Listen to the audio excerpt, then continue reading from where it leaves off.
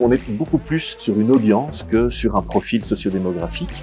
Et donc c'est vraiment quelque chose qu'on intègre de plus en plus dans notre réflexion au niveau de la création, au niveau de la stratégie de communication, au niveau du développement média et digital.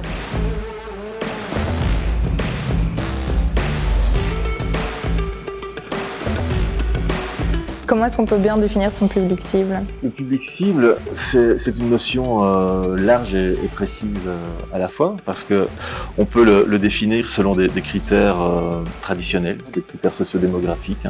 C'est une manière assez classique de le définir et de se dire voilà, on a déterminé que notre cœur de cible, ce sont les PRA, personnes responsables des achats, donc a priori et de manière très caricaturale, par exemple les femmes de 24 à 54 ans, voilà, et de définir d'autres critères en termes de classe sociale, en termes de géolocalisation.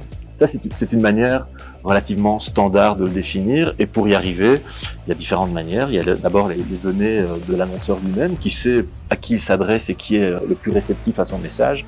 On peut aussi se faire aider par des agences, ce qu'on appelle du research et intelligence. Donc ce sont des agences qui vont faire des panels de consommateurs pour voir un petit peu qui est plus réceptif à quel message, ce qu'on peut encore éventuellement adapter pour que le message plaise au plus grand nombre. Ça, c'est relativement classique de déterminer une cible, mais elle est juste.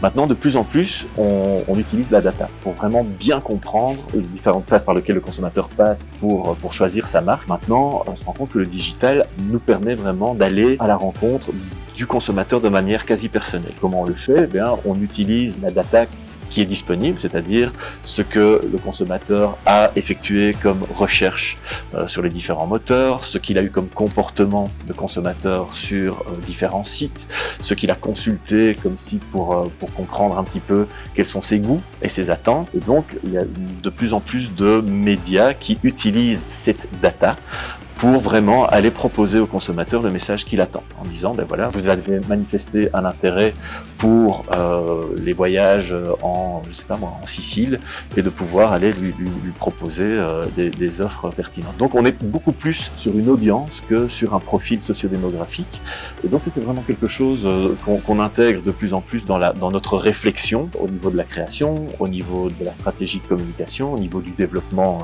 média et digital, pour qu'on puisse intégrer tous ces différents scénarios et qu'on puisse les distribuer à bon escient, à la bonne personne au bon moment, et au moment où il effectue effectivement une recherche dans laquelle on le considère comme réceptif au message.